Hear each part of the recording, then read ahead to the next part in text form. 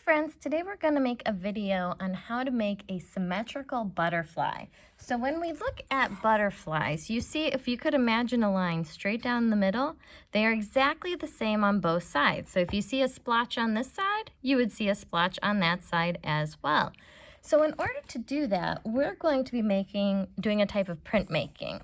So the first step is just to take your paper and you're going to fold it in half. I'm making a little bitty one just because, so it'll go a little faster for the video, but you guys will be making a full-size one. So you take your paper, you fold it in half like a book. Then I like to turn it so it's sideways. So if it was an alligator, it wouldn't be chomping away from me. It wouldn't bite me. Now, because we're drawing a butterfly, I kind of like to start with the caterpillar. So right in the middle, I like to draw a little rainbow. Just a little rainbow, a little bigger than that. Then I start right here and I make another little arch. And then I go down here and I'm gonna go ahead, and this one I'm gonna make come all the way down to the bottom. Now this could be a butterfly, or if you wanted to make some other type of symmetrical image. I've made bumblebees before. Actually, I might have one here. Look, so you could turn it into a bee if you don't wanna make a butterfly. So we're going to turn it sideways. Oh, I like to add the eyeball too. So I always add one big eyeball, and I colored in most of the way, but I leave a little bitty white spot showing through. Then we turn it sideways, and we're gonna start right here at the abdomen. So this is that middle part, at least I think it is. And we're going to draw a line that goes almost all the way up to the top corner. Then you can make this part as wavy as you want or as wiggly as you want. I'm just gonna kind of wave in a little bit, back out, and then I'm going to come right back to that body right there. Then I'm going to do the same thing down here, only instead of starting at the body, I'm starting at the wing here. And I'm just going to, you can kind of curve down and make like a little point if you want. I'm just going to make more of just a bump and bring it right back again to the body. Now this is when you can start adding some details if you want. So I'm going to go ahead, I'm going to add an antenna, and then I think I'm going to make mine a monarch. So I'm going to make another edge around here. Now if you were to do this project with oil pastels, it would be even easier. However, I'm going to show you how to do it in crayon. So I'm just going to make pretty simple, just a few little shapes. So again, whatever you make on one side is going to show up on the other. So you don't have to worry about how fancy you want it to be. So I'm making mine pretty simple. I'm going to put some polka dots here that I will later color in black. And then you can start coloring. If you want to, we can leave it right here. We can make our print and then you can paint, and it would end up looking something. Actually, no, I'm not going to show you yet. I'm going to go ahead and have you color these in. So I've got some other crayons here, and I'm going to go ahead and color some monarchy colors here. So I'm going to color in here. Now the thing is you want to make sure you press really hard when you color. Oh, sorry, camera's shaking a little bit. So you're going to take your time, color in neatly, press hard as you're coloring.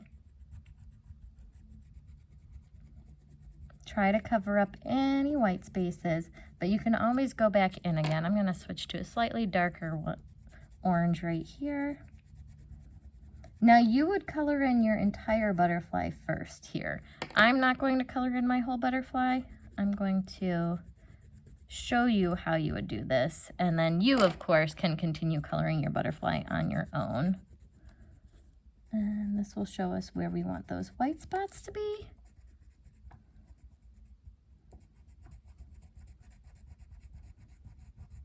And I'm just coloring. All right, I think that should probably give us enough to go on so I can show you the next step.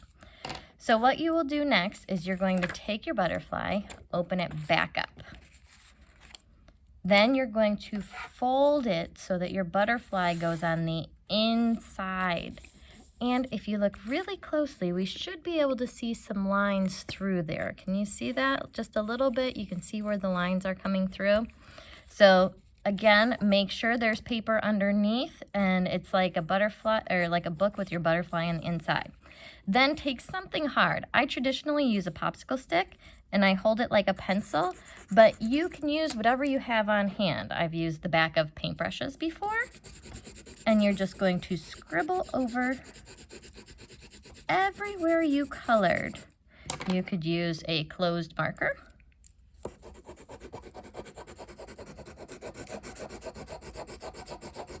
And you're applying a little bit of pressure, but not a lot. Like I said, this is a type of printmaking. We're making a monoprint. We can only make one print of this, like I said, mono.